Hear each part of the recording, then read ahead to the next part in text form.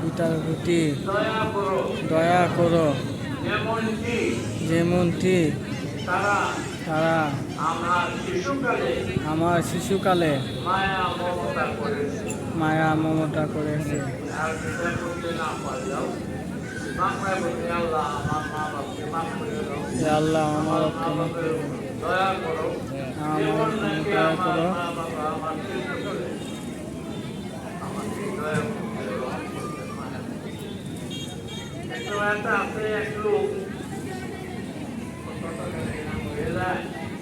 এক লোক আমাদের কাছে যায় বলতে কালকে এক লোক আমার বলতে শরীরে বলছে আমাদের এগুলো আমি স্বপ্নে আপনার কাছে দৌড়ায় আস্তাগফিরুল্লাহ রাব্বি মিন কুল্লি জামবিউ ওয়া আতুবু ইলাইহি লা হাওলা ওয়ালা কুওয়াতা ইল্লা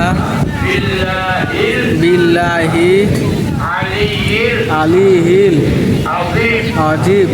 হে আল্লাহ আমি জীবনে যত পাপ করেছি, যত গুনাহ করেছি, সবিরা কবিরা, ইচ্ছায় অনিচ্ছায়, প্রকাশ্যে গোপনে, জেনে না জেনে, বুঝে না বুঝে, হে আল্লাহ যত পাপ করেছি তুমি দয়া করে মাফ করে দাও, ক্ষমা করে দাও। তোমার দরবারে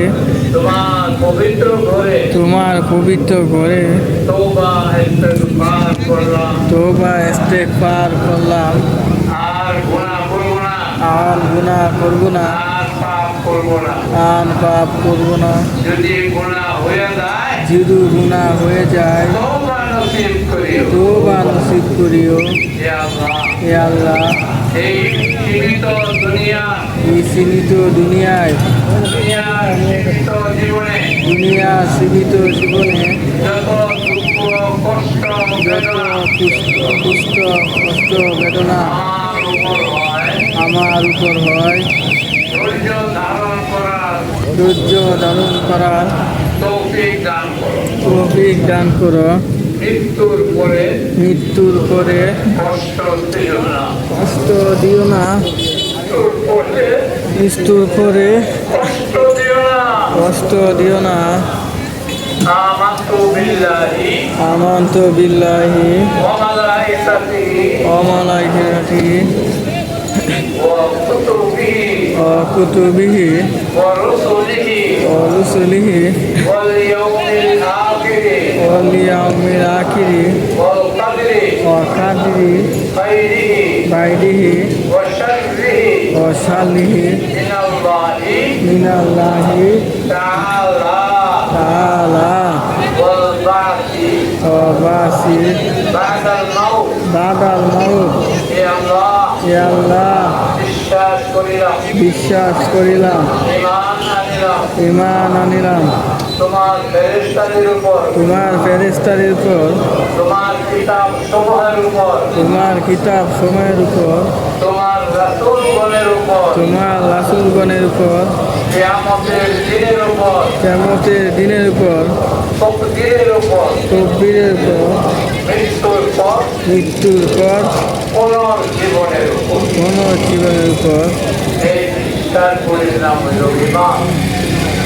কোনো একটি যদি অস্বীকার থাকে, অনীহা থাকে, তার ইমান থাকবে না। তাহলে কবুল হওয়ার কোনো প্রশ্নই থাকে না।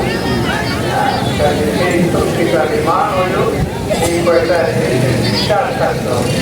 আল্লাহ তাআলা আমাদের সবাইকে মৃত্যু পর্যন্ত সহি ইমান নসিব করুন। আমিন। মৃত্যু পর্যন্ত আমাদেরকে আল্লাহ তাআলা সুস্থতা দান করুন। আমিন। ইমানের সাথে মৃত্যু নসিব করুন। আমিন।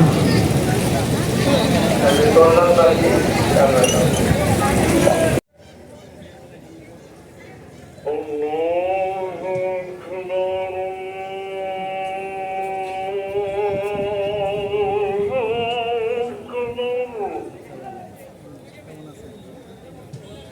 উম্মু